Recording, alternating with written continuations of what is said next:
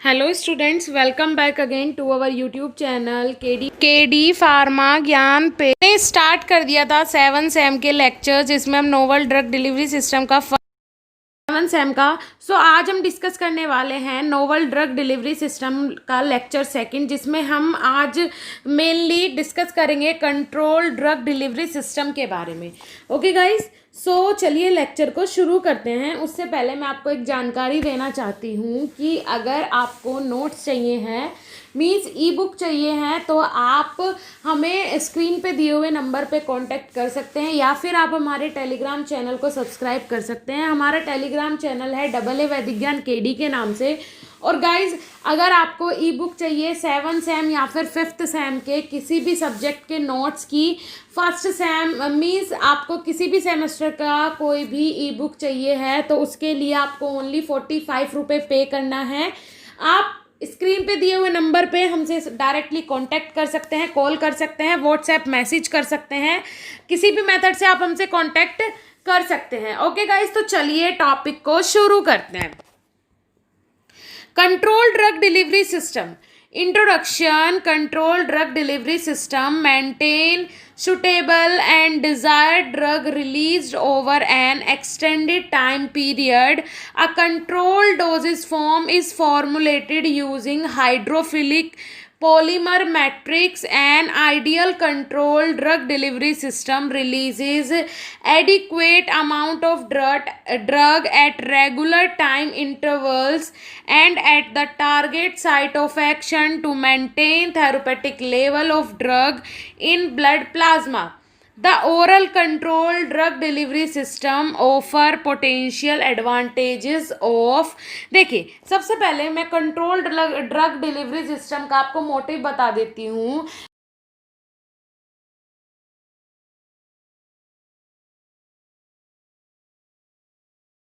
में means control करना है ड्रग, जैसे कि ड्रग में कुछ ऐसे इन्वेंशन करना, कुछ इस टाइप के एक्सपेरिमेंट करना। जैसे कि पहले आप पैरासीटामोल है, पैरासीटामोल को आप 500 mg ले रहे हैं, तो वो आपकी बॉडी के अंदर 90% पोटेंशी दे रही है, ठीक है। लेकिन अगर वही पोटेंशी 90% पोटेंशी अगर वो आपको 250 mg ड्रग भी दे, कुछ ऐसा इन्वेंशन आप उसमें करें, ऐसा एक्सपेरिमेंटल उसमें प्रोसीजर लगाएं कि 50% अगर आप ड्रग का अमाउंट कर दे रहे हैं, जैसे कि आप 250 mg ले रहे हैं 500 mg की जगह, फिर भी वो 90% पोटेंशी दे बॉडी के अंदर, 90% काम करे, तो ये तो बहुत अच्छी चीज़ हो जाएगी कि आपकी जो क्वांटिटी है ड्रग की वो तो कम हो रही है, लेकिन जो उसका अफेक्ट है वो इतना का इतना ही है। तो ये सारी चीज़ें आ जाती है कंट्रोल ड्रग डिलीवरी सिस्टम के अंदर। फिर उसके बाद the oral control drug delivery system offers potential advantages of control release rate and dose maintenance in plasma. देखिए क्या है, कंट्रोल ड्रग डिलीवरी सिस्टम का जो मोटिव होता है वो यही होता है कि जो ड्रग का कंसंट्रेशन है वो प्लाज्मा के अंदर, जितना हम ड्रग का कंसंट्रेशन ले रहे हैं वो कम से कम जाए, लेकिन अफेक्ट उसका ज़्यादा से ज़्यादा आए। The control release formulations are incorporated with swelling polymers of waxes or both for controlling the drug release rate. Reservoir system also provide the desired controlling release rate. Control release drug delivery system aims to reduce the dosing frequency, reduce the dose। देखिए सबसे important point यही है, आप mark कर लीजिएगा इस point को, आप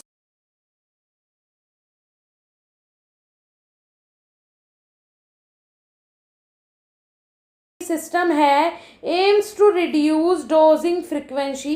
देखिए क्या होता है, एम क्या होता है कंट्रोल ड्रग डिलीवरी सिस्टम का, सबसे पहले डोजिंग जो फ्रीक्वेंसी है वो कम करे, रिड्यूस द डोज को रिड्यूस करे, and deliver the drug uniformly, और जो ड्रग है वो डिलीवर हो पेशेंट तक, या फिर किसी भी थेरेपेटिक एजेंट तक, या फिर किसी भी थेरेपेटिक डिपार्टमेंट तक।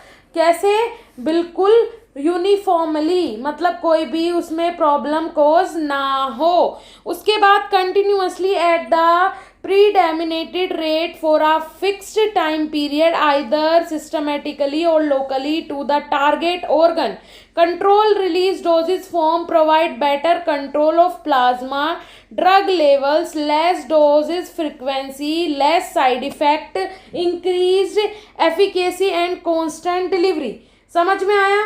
देखिए, कंट्रोल ड्रग डिलीवरी सिस्टम का जो मोटिव होता है वो यही होता है कि जो ड्रग रिलीज है उसे कंट्रोल किया जाए, ठीक है। उसके बाद provide control plasma drug level, जो प्लाज्मा ड्रग लेवल है उसे कंट्रोल किया जाए, okay.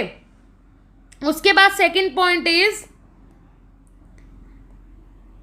terminologies definition.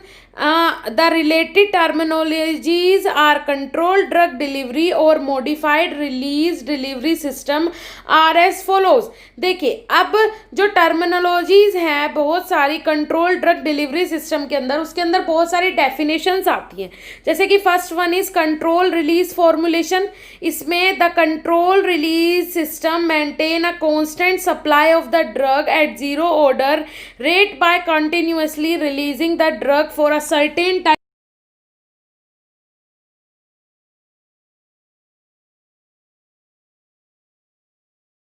Controlled drug delivery system deliver the drug either locally or systematically at a predetermined rate for a specific time period. देखिए, जो control release formulation होता है इसमें क्या बताया गया है कि कंट्रोल रिलीजिंग फॉर्मुलेशन मतलब कि कंट्रोल करना, ड्रग जो रिलीज होती है बॉडी के अंदर जाने के बाद उसे कंट्रोल करना, मेंटेन करना, बॉडी के अंदर उसके अफेक्ट को ज़्यादा से ज़्यादा पहुंचाना बॉडी के अंदर, मतलब कि जैसे मैंने आपको पहले भी बताया कि जो एलिमिनेशन रेट है बॉडी से ड्रग का वो कम कर देगा। कैसे? अगर जैसे पहले आप दे रहे थे 500 mg ड्रग मैंने बताई, लेकिन उसका एलिमिनेशन रेट ज़्यादा है तो वो बॉडी के अंदर जाएगी और जल्दी से एलिमिनेट हो जाएगी, तो जितना बॉडी के अंदर बचा वो ही काम करेगा। लेकिन अगर कंट्रोल ड्रग डिलीवरी सिस्टम करना है तो अगर हम 250 mg कोई ड्रग है और उसका ही जो एलिमिनेशन रेट है वो कम कर दें, बॉडी के अंदर ज़्यादा टाइम के लिए ड्रग रुकेगी और उतनी ही ड्रग जितना डबल क्वांटिटी में काम कर रही थी उतना सिंगल क्वांटिटी में काम करेगी, राइट। उसके बाद देखते हैं repeat action preparation. Second point है repeat action preparation. A drug dose equivalent to a single dose of the conventional drug formulation is essentially released immediately after administration. After a certain time period, a second single dose is released. In some preparations, the third single dose is also released after a certain time. देखिए क्या है जो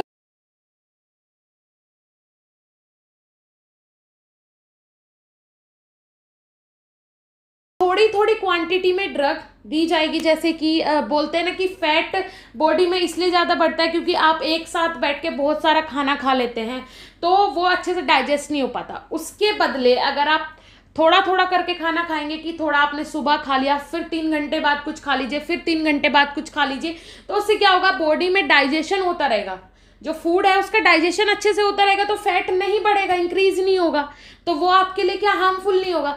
तो ऐसे ही यहाँ पे बताया गया कि रिलीजिंग जो रिपीट एक्शन प्रिपरेशन है उसमें कंट्रोल कैसे हो जाएगी, जो ड्रग रिलीजिंग सिस्टम है वो कंट्रोल कैसे होगा। अब मैं आपको बता दूं कैसे होगा। इसमें रिपीट जो क्वांटिटी है ड्रग की वो रिपीटेड एक्शन में दी जाएगी कि पहले दी, उसने अपना इफेक्ट दिया, फिर थोड़े टाइम बाद फिर से रिपीट किया गया एडमिनिस्ट्रेशन में जो डेली रूटीन है उसके अंदर, ठीक है। तो उससे क्या होगा, एक सर्टेन टाइम पीरियड उसका फिक्स कर लिया जाएगा कि इतने टाइम पीरियड के बाद फिर से ड्रग दी जाएगी और उसका इतना इफेक्ट आएगा, ठीक है। अलग अलग डोज का सिस्टम बांध लेंगे, first single dose, second single dose, third single dose. उसके बाद आ जाते हैं third point, extended release formulation. अब एक्सटेंडेड रिलीज फॉर्मुलेशन क्या होता है, this dose form allows two fold reduction in doses frequency in comparison to the immediate release conventional doses form. Example of extended release doses form include control release, sustained release, and long acting drug products. Okay, extended release formulation में ये सारे conditions आ जाती हैं। कौन कौन सी? First one is control release, जो सिस्टम होता है control release delivery system, sustain release and long acting drug products. ये सारी कंडीशंस आ जाती है एक्सटेंडेड रिलीज फॉर्मुलेशन में। देन आ जाते हैं delayed release preparation.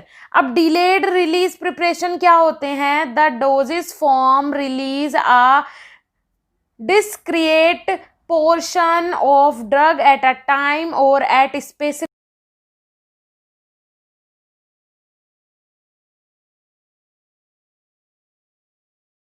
immediately after administration.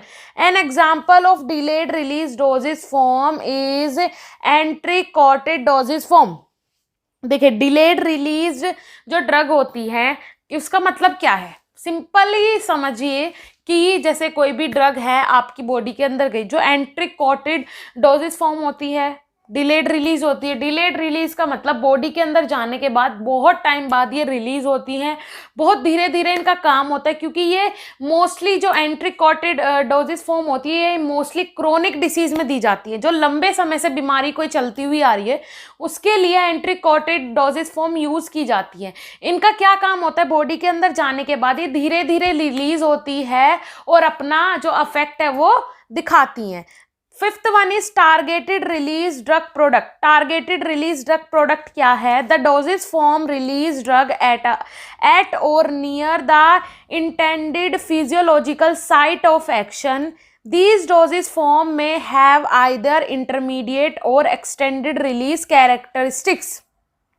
देखिए, जो टारगेट रिलीज ड्रग प्रोडक्ट होते हैं, सिंपल सी बात है कि जो टारगेटेड रिलीज ड्रग प्रोडक्ट हैं मीन्स एक टारगेट के लिए वो ड्रग्स बनाई गई हैं। जैसे कि आप सर के दर्द की गोली लेते हो, राइट, आपको कोई पेन रिलीफर आप ले रहे हो, तो जहाँ पे पेन होता है वो वहीं पे ऑटोमेटिक क्यों पहुंच जाती है?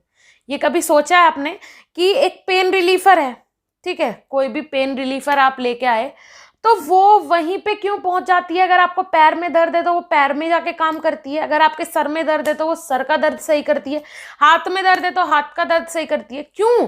क्योंकि एक टारगेट इन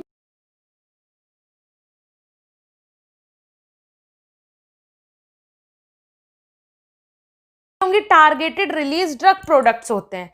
फिर आ जाते हैं site specific targeting system.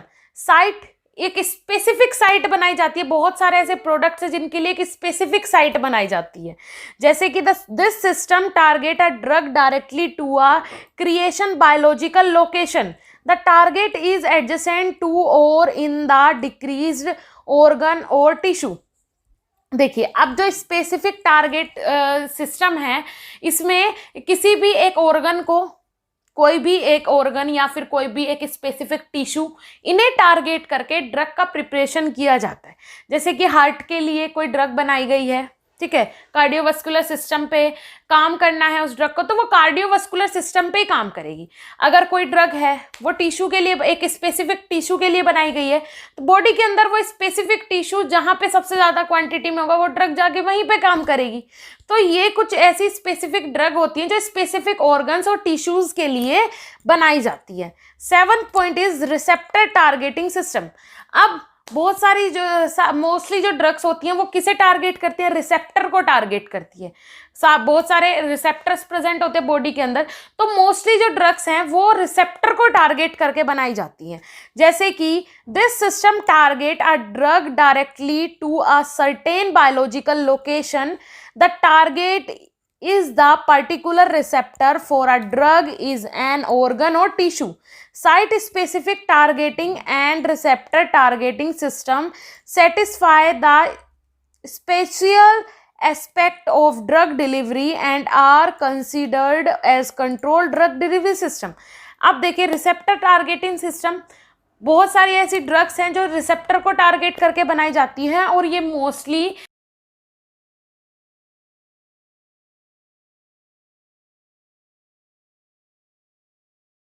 Point controlled action system.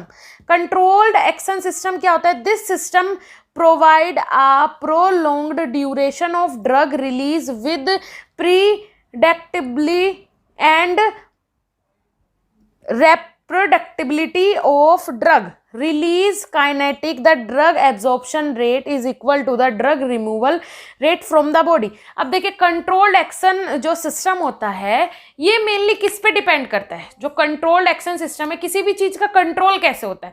जैसे कि आप मान लीजिए एक क्लासरूम ले लीजिए, क्लास में टीचर जो चीज आपसे करने के लिए बोलता है अगर आप वो चीज कर देंगे तो चीजें मेंटेन रहेगी, क्लास का जो डिसिप्लिन है वो कंट्रोल रहेगा। लेकिन टीचर आपको कुछ कह रहा है और आप मान नहीं रहे हैं उसकी बात, अपोजिट कर रहे हैं उनका, तो जो क्लास का जो मेंटेनेंस है वो ऑटोमेटिकली क्या हो जाएगा, डिसबैलेंस हो जाएगा। तो यही चीज यहाँ पे बताई गई है। कंट्रोल्ड एक्शन सिस्टम क्या होता है कि जितनी क्वांटिटी आपने ड्रग की ली उतनी क्वांटिटी अगर ड्रग की रिमूव आउट हो जा रही है बॉडी से, जितनी क्वांटिटी आपने ली, इनपुट और आउटपुट अगर सेम हो रहा है तो कंट्रोल ड्रग डिलीवरी सिस्टम अच्छे से काम करेगा। जो कंट्रोल एक्शन सिस्टम है वो मेंटेन रहेगा और उसका जो बैलेंस है वो इक्वल रहेगा। उसके बाद आ जाते हैं रेशनल।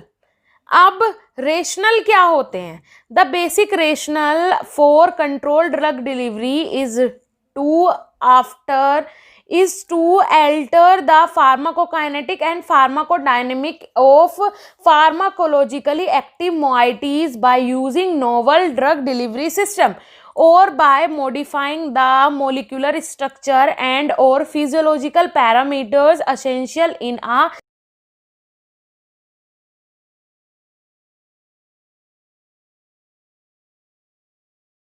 डिलीवरी सिस्टम के अंदर पढ़ रहे हैं। ओके और दूसरी चीज कंट्रोल ड्रग डिलीवरी सिस्टम के अंदर पढ़ रहे हैं।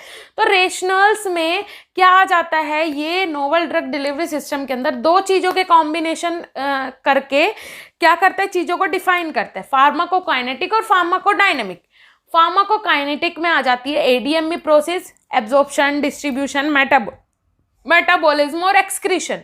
ठीक है, मतलब जो बॉडी है वो ड्रग के लिए जो फार्माकोकाइनेटिक है, जो फार्माकोडायनेमिक है मतलब ड्रग बॉडी के लिए क्या इफेक्ट दे रही है, और फार्माकोकाइनेटिक मतलब बॉडी ड्रग के लिए क्या इफेक्ट दे रही है। ठीक है, इन दोनों में डिफरेंस तो आपको पता ही होगा। उसके बाद आ जाते हैं दस for designing optimum control release system a thorough understanding of the pharmacokinetic and pharmacodynamic of drug is required।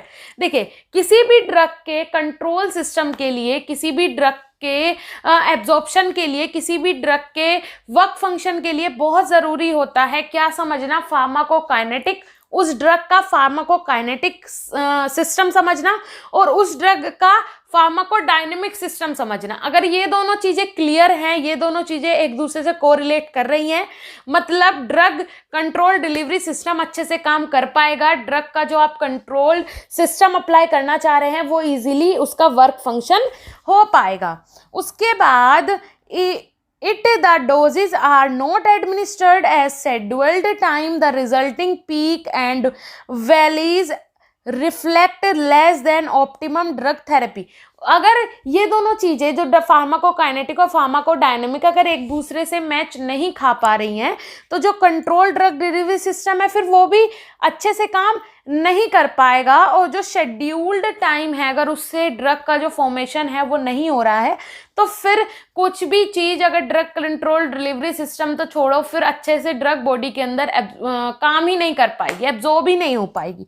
For example if the drug is administered at frequent dose it will reach its minimum toxic concentration and will also result in toxic side effect। Okay उसके बाद देखिए जैसे कि बताया अगर pharmacokinetic और pharmacodynamic मतलब drug body के लिए जिस तरीके से काम कर रही है अगर उसी तरीके से बॉडी ड्रग के लिए काम करे तो क्या हो जाएगा, जो टॉक्सिक इफेक्ट्स हैं ड्रग के वो नहीं आएंगे, साइड इफेक्ट्स देखने को नहीं मिलेंगे। लेकिन अगर ये दोनों चीज़ें एक दूसरे के अपोजिट काम करने लगेगी तो ज़्यादा से ज़्यादा उस ड्रग का साइड इफेक्ट देखने को मिलेगा, ज़्यादा से ज़्यादा टॉक्सिक इफेक्ट्स देखने को मिलेंगे। उसके बाद कुछ पॉइंट्स हैं। First is reduce doses frequency, doses form की जो फ्रीक्वेंसी है उसे रिड्यूस किया जाता है रेशनल्स के अंदर। Second reduce drug exposure to the biological environment, biological environment के अकॉर्डिंग जो ड्रग का सिस्टम है वो रिड्यूस किया जाता है। Third point is minimise plasma concentration fluctuations, जो प्लाज्मा कंसंट्रेशन है उसके अंदर से जो फ्लुक्नेशंस है उन्हें कम किया जाता है। बेटर पेशेंट कॉम्प्लियंस, जो पेशेंट है उनकी जो कॉम्प्लिकेशंस हैं उन्हें बेटर तरीके से सॉल्व करने की कोशिश की जाती है। Fifth point is lower adverse side effect, और कम से कम साइड इफेक्ट्स आने चाहिए। अगर आप अप्लाई कर रहे हैं कंट्रोल ड्रग डिलीवरी सिस्टम, मतलब उसके साइड इफेक्ट्स बहुत कम हो जाने चाहिए। फिर आ जाता है the biological rational for the development of control drug delivery system is important for the following except, जैसे कि फर्स्ट वन इज एब्जॉर्प्शन। देखिए जो रेशनल्स हैं वो मेनली डिपेंड करता है, मैंने आपको बताया, फार्माकोकाइनेटिक और फार्माकोडायनेमिक पे। तो इसमें फार्माकोकाइनेटिक की पूरी प्रोसेस आ जाएगी, जैसे कि absorption, the extent and rate of drug absorption should be considered while developing a control drug delivery system CRDDS drug having a very slow absorption rate, show poor bioavailability and thus are not rapid absorption rate, however can be formulated into successful controlled release product. Absorption window also affect the bioavailability of drug administered orally. It can even hinder the development of controlled drug delivery system as same drug undergo absorption in a specific region of GIT, which after absorption in the absorption window can go waste. देखिए absorption क्या होता है, body के अंदर drug का absorption होना ही सबसे पहला, जो फार्माकोकाइनेटिक की प्रोसेस में सबसे पहले क्या होना चाहिए, एब्जॉर्प्शन अच्छा होना चाहिए। अगर ड्रग अच्छे से एब्जॉर्ब हो पा रही है बॉडी के अंदर तो क्या बायो अवेलेबिलिटी जो है वो ड्रग की वो बहुत अच्छी है। ठीक है, ये सबसे पहले समझिएगा, बायो अवेलेबिलिटी बहुत अच्छी है ड्रग की अगर एब्जॉर्प्शन रेट अच्छे से हो रहा है। उसके बाद आ जाते हैं एब्जॉर्प्शन विंडो अफेक्ट। सबसे पहले यहाँ से देखते हैं, drug having very slow absorption rate show, अगर जो ड्रग का एब्जॉर्प्शन रेट है वो अच्छा होगा तो ड्रग की जो बायो अवेलेबिलिटी है, बायो अवेलेबिलिटी मतलब बॉडी के अंदर कितने टाइम के लिए अवेलेबल रह पा रही है ड्रग। अगर स्लो एब्जॉर्प्शन होगा तो स्लो बायो अवेलेबिलिटी होगी, अगर फास्ट एब्जॉर्प्शन होगा तो फास्ट बायो अवेलेबिलिटी होगी, अच्छी बायो अवेलेबिलिटी होगी। ठीक है, उसके बाद क्या अगर एब्जॉर्प्शन अच्छा है तो जो कंट्रोल ड्रग डिलीवरी सिस्टम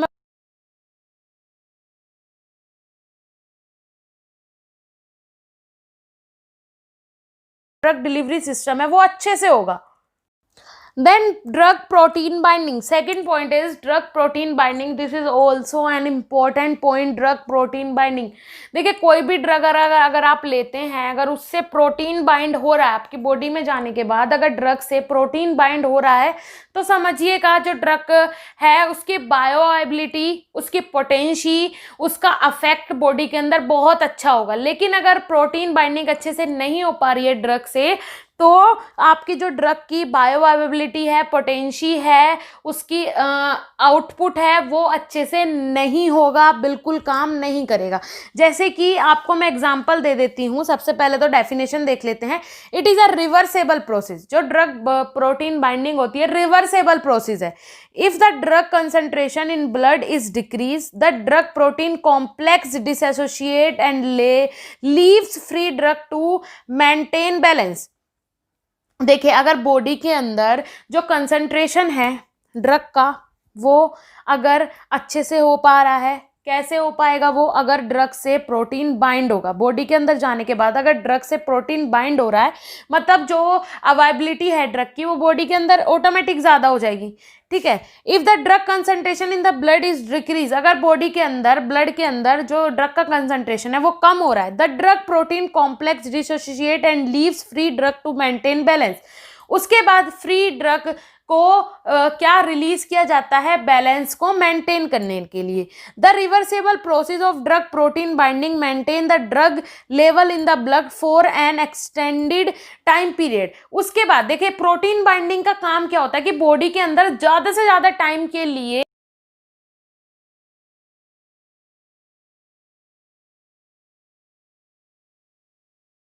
की जरूरत है। कोई भी अगर केमिकल कंपाउंड आप बाहर से इनटेक कर रहे हैं, अगर उस पर ड्रग प्रोटीन बाइंडिंग उसकी अच्छी है, ठीक है, प्रोटीन अच्छे से बाइंड हो पा रहा है, तो प्रोटीन बाइंड होके बॉडी के अंदर अलग अलग पार्ट में वो क्या हो जाता है, डिस्ट्रीब्यूट हो जाता है। और उसके बाद अगर ब्लड प्लाज्मा को ड्रग को एलिमिनेट होने के बाद बॉडी से अगर जरूरत होती है उस कंपाउंड की, तो क्या प्रोटीन बाइंडिंग के हेल्प से वो ब्लड प्लाज्मा तक पहुंच जाता है। Binding of drug with protein can function as a drug store for generating long term action। अगर प्रोटीन बाइंड हो जाती है, ड्रग से प्रोटीन बाइंड हो जाता है, तो वो कैसा एक्शन देता है, लॉन्ग एक्शन, लॉन्ग एक्शन देखने को मिलता है। ठीक है, इसे आप क्या कर लीजिएगा, अंडरलाइन कर लीजिएगा, लॉन्ग एक्शन देखने को मिलता है। For example blood protein recirculate in the body and are not eliminated, they act as a depot for drug having control releasing profile। quaternary ammonium compounds bind with mucin in GIT। देखिए जो quaternary ammonium, देखिए सबसे पहले examples में कि जो drugs ऐसी होती है जिनसे प्रोटीन इजीली बाइंड हो जाता है, बॉडी के अंदर ज़्यादा टाइम तक रहती है और बॉडी के अंदर पॉजिटिव अफेक्ट देखती है। उसके बाद जो ड्रग कंट्रोल रिलीज सिस्टम है उसमें भी बहुत ज़्यादा हेल्प करती है क्या, protein binding. Quaternary ammonium compound bind with mucin in the GIT। जो म्यूसिन है उससे GIT में अटैच हो जाता है क्या, जो किसमें, क्वाटर्नरी अमोनियम कंपाउंड्स होते हैं। And the resultant complex then act as a depot and enhance the absorption. और इसके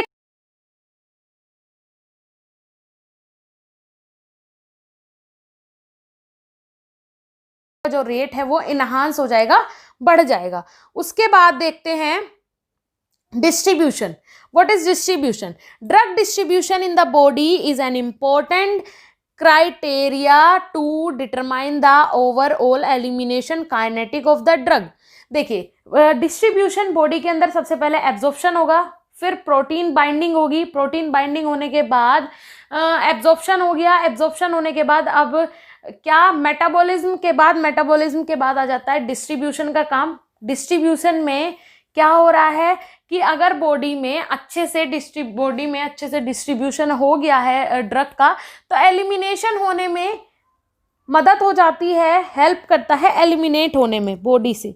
drug whose volume of distribution is higher than the real volume of distribution have a lesser half life, while distinct CRDDS control drug delivery system volume of distribution plays an important role as it affect the amount of the drug in systemic circulation or reaching the target। देखिए सबसे पहली बात, अगर body में अच्छे से distribution हो गया है ड्रग का, तो वो हेल्प करता है ड्रग को टारगेट तक पहुंचाने में। अगर डिस्ट्रीब्यूशन नहीं हो पाएगा तो ड्रग टारगेट तक नहीं पहुंच पाएगी। लास्ट पॉइंट आ जाता है, ड्रग टारगेट पे पहुंच गई, मेटाबॉलिज्म भी हो गया ड्रग का प्रोटीन बाइंडिंग के थ्रू, प्रोटीन बाइंडिंग हो गई, उसके बाद एब्जॉर्प्शन हो गया। अब लास्ट में आ जाते हैं एलिमिनेशन। अब ड्रग का काम खत्म हो गया है बॉडी से, अब उसे एलिमिनेट करने की बारी आई। एलिमिनेशन में every biological response parameter is beneficial in distinguishing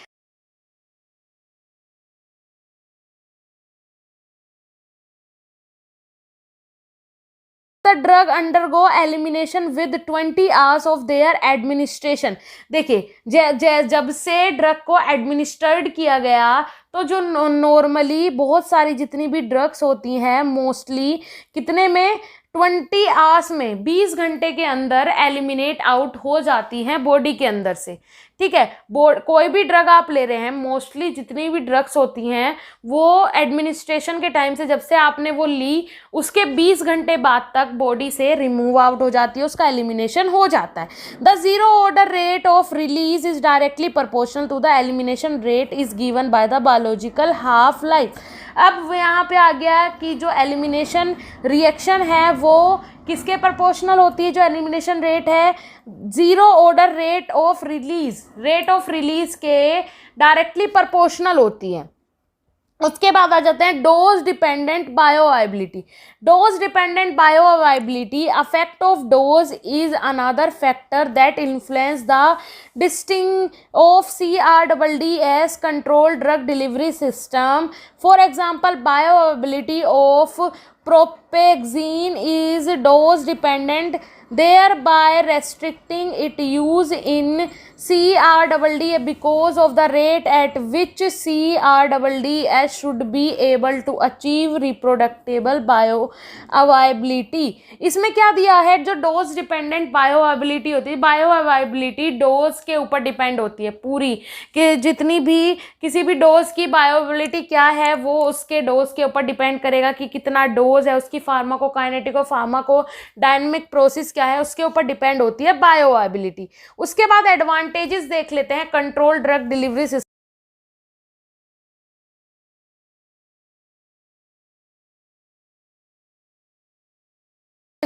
देखिए, पेशेंट के कन्वेंस मींस पेशेंट को कन्वेंस करने में हेल्प करती है। ठीक है, उसके बाद डोजिंग जो फ्रीक्वेंसी है उसे इंक्रीज करती है। Second point is it reduce fluctuation in steady state level and provide better control of disease condition and reduce intensity of local और systemic side effect। देखिए, जो कंट्रोल ड्रग डिलीवरी सिस्टम है इसमें ये नहीं है कि डोज ही कंट्रोल की जाती है, इसमें बहुत सारी चीज़ें जैसे कि साइड इफेक्ट्स, बहुत सारे अलग अलग साइड इफेक्ट्स हो सकते हैं, उन्हें भी कंट्रोल किया जाता है। किसके थ्रू? आपका कंट्रोल ड्रग डिलीवरी सिस्टम के through. Third point is it increase the safety margin और highly potent drug due to better control of plasma level. देखिए, प्लाज्मा लेवल को better control, increase the safety margin of highly potent drug. जो highly potent drug होती है, जिनकी बहुत ज़्यादा पोटेंशी होती है, लेकिन उनका जो हाईली पोटेंट ड्रग होती है उनका साइड इफ़ेक्ट्स भी बहुत ज़्यादा आने का डर रहता है, तो उसमें भी सेफ्टी प्रोवाइड करवाती है कंट्रोल ड्रग डिलीवरी सिस्टम के through. Fourth point is it allow maximum utilisation of drug thereby reducing the total amount of dose administered. देखिए, जितना भी टोटल अमाउंट होता है डोज का, जितना भी टोटल अमाउंट होता है, मैं शुरू से एग्जांपल दे रही हूँ इसका, उसमें क्या उसे रिड्यूस करने में, अमाउंट को कम करने में काम आती है। Fifth point is it reduce the health care cost through improved therapy, shorter treatment period, reducing dose frequency. देखिए, इसमें सारी चीज़ देखिएगा, हेल्थ केयर कॉस्ट को रिड्यूस करते हैं, क्योंकि पहले मैंने बताया डबल अमाउंट लग रहा था किसका, ड्रग का, लेकिन अब वो हाफ।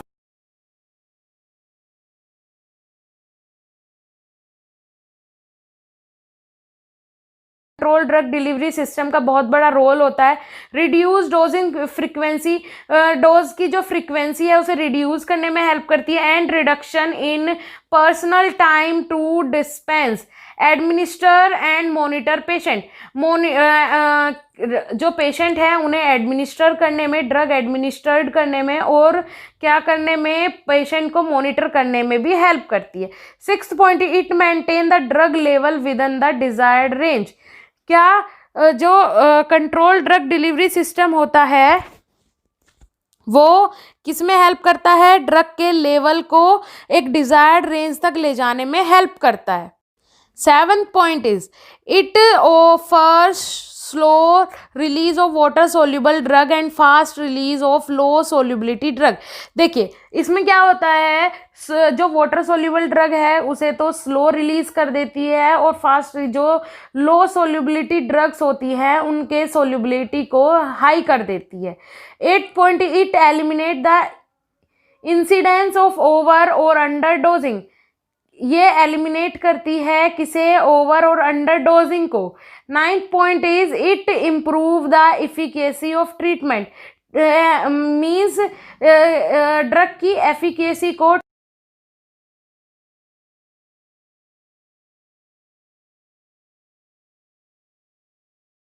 पोटेंशियल और deduction in drug activity with chronic use. देखिए जो क्रोनिक यूज करते हैं जो लोग ड्रग्स का, अगर वो कंट्रोल ड्रग डिलीवरी सिस्टम के थ्रू किया जाए तो उसमें कंट्रोल ड्रग डिलीवरी सिस्टम का काम क्या होता है कि जो पेशेंट ड्रग को क्रोनिक यूज कर रहे हैं, बहुत लंबे टाइम से यूज कर रहे हैं, तो उन्हें कोई ज़्यादा साइड इफेक्ट देखने को ना मिले। उसके बाद 11th point, it reduce drug accumulation with chronic dosing. 12th point, it improve bio availability of drug, drug की बायो अवेबिलिटी को इम्प्रूव करते हैं, बहुत ज़्यादा इंक्रीज कर देते हैं ड्रग कंट्रोल डिलीवरी सिस्टम के through. 13 point is it maintain the required drug concentration in plasma, plasma के अंदर जितनी भी ड्रग का कंसंट्रेशन हमें रिक्वायर है उतनी ड्रग का कंसंट्रेशन को मेंटेन करती है, एंड दस eliminate failure of drug therapy and improve the efficacy of treatment. और जो फेलियर ड्रग थेरेपी मतलब जो ड्रग अच्छे से काम नहीं कर रही है बॉडी के अंदर, तो उसे जल्दी से जल्दी बॉडी से एलिमिनेट करने में हेल्प करती है और इम्प्रूव करती है किसी भी ट्रीटमेंट की एफिकेसी को। Okay guys, so thank you so much. आज का ये वीडियो आपके लिए कितना यूजफुल रहा कमेंट सेक्शन में मुझे कमेंट करके ज़रूर बताइएगा गाइज। दूसरी चीज़, अगर आपको नोट्स चाहिए हैं, ये बहुत इजी लैंग्वेज में है, बिल्कुल ई बुक के फॉर्म में आपको नोट्स मिलेंगे। एक सब्जेक्ट के लिए आपको पे करना पड़ेगा ओनली 45 रुपीज़। अगर आपको किसी भी सब्जेक्ट के नोट्स चाहिए हैं तो आप जल्दी से वो परचेज कर सकते हैं, क्योंकि अभी जब तक कॉलेज नहीं खुल रहे हैं तभी तक मैंने 45 रुपीज़ में आपको एक बुक प्रोवाइड करने का सोचा है। जैसे ही थोड़ा टाइम हो जाएगा, थोड़े टाइम के बाद मैं अमाउंट इंक्रीज